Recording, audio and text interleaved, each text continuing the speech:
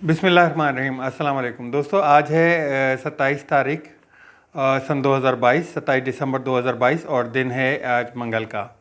आज सबसे पहले तो हम मोहतरमा बेनज़ीर भुट्टो साहिबा की शहादत, 15वीं शहादत थी उनकी आज, तो उनके हवाले से ज़िक्र करते चलें कि उनकी आज 15वीं यौम शहादत थी। और बेनज़ीर भुट्टो पीपल्स पार्टी की चेयरमैन रह चुकी हैं और इस पाकिस्तान की 2 दफ़ा प्राइम मिनिस्टर भी बन चुकी हैं।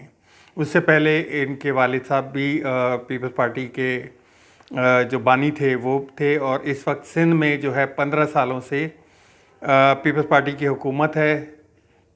इस वक्त पीडीएम का हिस्सा हैं वो लोग, जिन जमातों के साथ 90 की दहाइयों में वो उनके क्लैशेस चलते थे आपस, एक 2.5 साल वो आते थे, 2.5 साल ये आते थे। आज वो दोनों हुकूमतें मिलके बैठी हुई हैं।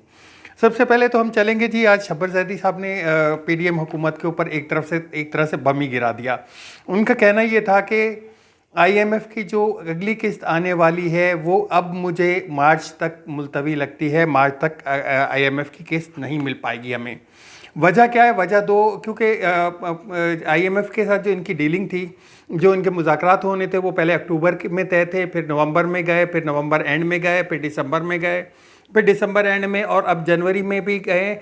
लेकिन उन शब्बर ज़ैदी का कहना ये था कि जी उनकी जो कोर कमेटी है वो अब बैठेगी मार्च में। मार्च के बाद उनका डिसाइड होगा कि वो इस हुकूमत को अगली किस्त दे भी रही है या नहीं दे रही, क्योंकि उनके जो 2 मुतालबात थे वो बहुत ज़रूरी थे, जिनके ऊपर हुकूमत की तरफ से कोई ख़ास रद्द अमल या ख़ास तरीके से उनको ट्रीट नहीं किया गया। नंबर 1 उनका ये था कि जो पावर सेक्टर है उसमें टैक्सेस में इजाफा किया जाए, उस जिसमें पेट्रोल की लेवी पे भी इजाफे का उन्होंने बोला था, और बिजली और गैस के नर्ख के ऊपर भी इजाफे का बोला था।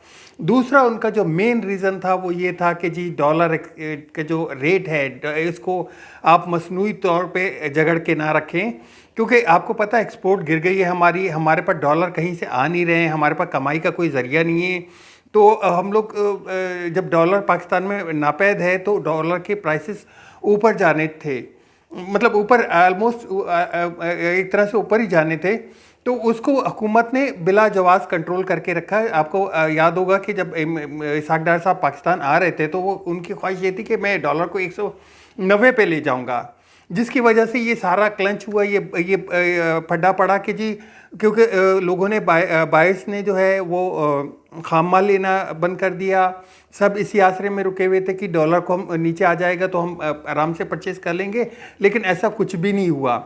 डॉलर इस वक्त भी मार्केट में 224 रुपये का है, और पिछले 1 महीने से बड़ी सुस्त रफ्तारी से ऊपर बढ़ रहा है, यानी कि पूरा 1 महीना समझ लें तो हम 2 रुपये डॉलर ऊपर गया है। लेकिन इन अदर हैंड मार्केट में नापैद है, डॉलर मिल ही नहीं रहा, एलसीज नहीं खुलवा रही। एलसीज ना खुलवाने के ऊपर उनका बयान था कि जी हम एक टेक्निकली एक तरह से डिफ़ॉल्ट हो चुके हैं। अब जब डॉलर नहीं मिल रहे तो ओपन मार्केट में डॉलर जो है वो 255 रुपये 260 रुपये तक पहुंचा हुआ है। एक अंदाजे के मुताबिक 250 तक भी डॉलर नहीं मिल रहा कहीं पे।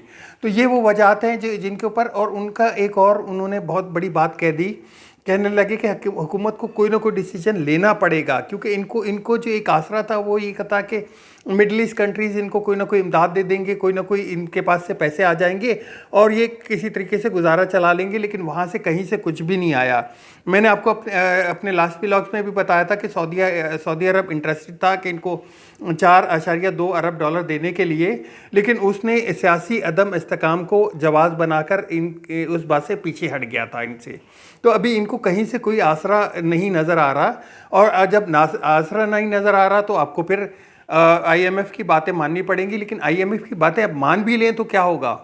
मार्च से पहले तो आपके पास पेमेंट आने की उम्मीद नहीं है, क्योंकि शब्बर ज़ैदी ने कहा अभी तो यूरोप अमेरिका में क्रिसमस की छुट्टियां, न्यू ईयर की छुट्टियां चल रही हैं।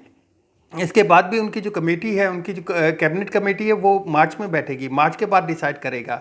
और उन्होंने क्लियर अंदाज में ये बोल भी दिया कि मार्च तक मैं नई हुकूमत, इंटरिम हुकूमत को देख रहा हूँ, और इस हुकूमत को भी इसी हफ्ते के एंड तक लाजमी कोई ना कोई बड़ा कदम उठाना पड़ेगा, बड़ा फैसला करना पड़ेगा। इसके अलावा और कोई चारा नहीं है। अब हम दूसरी खबर की तरफ जाते हैं जी। इस्लामाबाद, आज की सबसे बड़ी खबर यही है कि इस्लामाबाद से इस्लामाबाद में जो 31 दिसंबर को बलदियाती इलेक्शन हो रहे थे, हुकूमत उनसे एक दफ़ा फिर भाग गई। हुकूमत भागी क्यों है वो मैं आपको आदाद शुमार बता देता हूँ। ये आदाद शुमार है जिसमें पीटीआई क्लीन स्वीप करती हुई नज़र आ रही है। इस्लामाबाद में इनको अपने कैंडिडेट ही नहीं मिल रहे। कई यूसियाँ ऐसी हैं जिनमें से ये बिला मुकाबला जीत चुके हैं पीटीआई के उम्मीदवार। वो मैंने आपको बताए थे कौन कौन से वो थे, और उसमें ये हालात देखते हुए अब वहाँ पे तो ये हाई कोर्ट चले गए और हाई कोर्ट ने इसको मुलतवी करार दे दिया। साथ ही सिंध में, कराची में 7वीं दफ़ा ये लोग इलेक्शन से भाग गए हैं, 7वीं दफ़ा।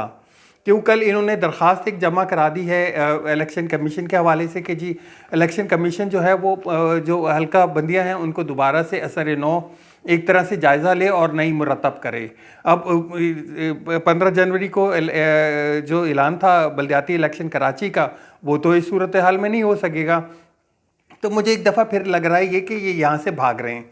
और बात यही है, देखें, एक जो सियासी जमातें हैं उनका तो वो तो इलेक्शन को लव करती हैं, वो तो इलेक्शन में आवाम के पास जाने के लिए तड़प रही होती हैं कि हम कब 4 साल हमारे पूरे हों, 5 साल हमारे पूरे हों, हम आवाम के पास बैठें, आवाम के सामने जाके खड़े हों, अपनी कारकर्दगी जाहिर करें। ये तो अजीब ही जमहूरियत है कि ये तो इलेक्शन से ही भाग रही है, आवाम को फेस करते हुए ही भाग रही है, आवाम को फेस ही नहीं कर पा रही।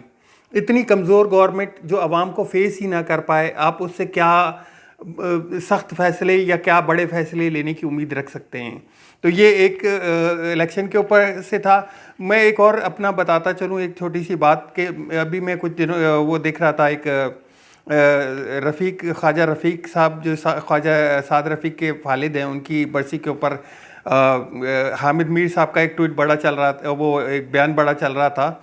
उस बयान को उन्होंने काफ़ी तोड़ मोड़ के उन्होंने पेश किया है। हकीकत ऐसी नहीं है, हकीकत बिल्कुल मुतरादिफ है। लेकिन उनकी एक बात ये भी जायज़ है कि जमहूरियत के जो दावेदार हैं वो अपनी जमात में जमहूरियत नहीं लाते। कोई भी पार्टी है, उनकी अपनी जमात के अंदर जमहूरियत ना होने के बराबर है। इलेक्शन कमीशन को एक वो फिक्टिशियस सा इलेक्शन करवा के वो दिखा देते हैं कि जी ये है, और जब भी किसी के पास कोई टिकट लेने के लिए जाता है या टिकट अप्लाई करता है, वो उसके चेयरमैन, उसके जो भी अहदेदार होते हैं, जो टिकट की जो कैबिनेट बनाई हुई होती है, वो इनसे यही सवाल पूछती है जी पैसे कितने हैं इसके पास, पैसे कितने। तो बात सिंपली वहीं पे आ जाएगी कि सबसे पहले तो आपको सियासी जमातों के अंदर करना पड़ेगा। कुछ बातें उनकी अच्छी थी, कुछ तोड़ मोड़ के पेश की गई। अवामी लीग के ऊपर उन्होंने एक बहुत बड़ा झूठ बोला कि जी अवामी लीग जो है वो मुस्लिम लीग के में टूट फूट का शिकार हुई। इसकी वजह मैं नहीं जानता, मैं सिर्फ इतना जानता हूँ कि अवामी लीग जो है वो बांग्लादेश से बनी थी और मुजीबुर रहमान भी उसमें शामिल थे, और वो बनी एक उनके कुछ मुतालबात थे जो कि 1948 से शुरू हो गए थे। और उन मुतालबात में ज़बान का मसला सबसे ज़्यादा था कि इस मुल्क जो पाकिस्तान है उसकी ज़बान क्या होगी और उसकी कौन सी ज़बान को फॉलो किया जाएगा। उनका ज़्यादातर ये स्टांस था कि जी बंगाल में बंगाली को तरजीह दी जाए और बंगाली को राज किया जाए। यही मसला जो है आगे चल के फिर एक बहुत बड़ा मसला बना, और ये हमारी जो है एक ईस्ट पाकिस्तान जो आज़ाद हुआ उसकी बुनियाद थी ये। इस पे मैं कभी खुल के बात करूँगा आपसे मज़ीद। जी, दहशत जिस तरह से हमें माशी हमलों के ऊपर एक क्राइसिस आया हुआ है, दहशत गर्दी भी उसी तरीके से बढ़ रही है। दहशत गर्दी में भी एक नया बाब खुल गया, एक नया वेव आई हुई है दहशत गर्दी की।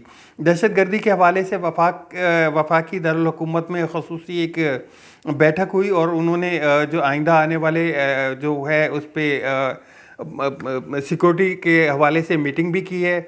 और इसमें कल जो परसों हमारी शहादतें हुई थी और जो 7 धमाके हुए थे बलूचिस्तान के अंदर और जो बन्नू के ऊपर हो चुका है, तो उसके हवाले से भी मैं देख रहा हूँ कि काफ़ी अनरेस्ट है और एक हमें नई वेव का सामना है।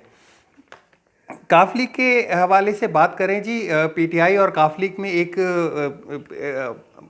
वो चल रहा है अपना सीट एडजस्टमेंट का मामला, वो भी काफ़ी डूमडू की हालत में है। क्योंकि आपको याद होगा कि जो काफ लीग टाल मटोल कर रही थी अपना असेंबली तहलील करने में, और काफ़ी आगे पीछे, कभी आगे हो जाती थी कभी पीछे हो जाती थी, फिर and the end Imran Khan ने 7 दिन का टाइम लेके और डिज़ोल्व करने का बोला, तो वो भी एक मामला आगे जाके फंस गया।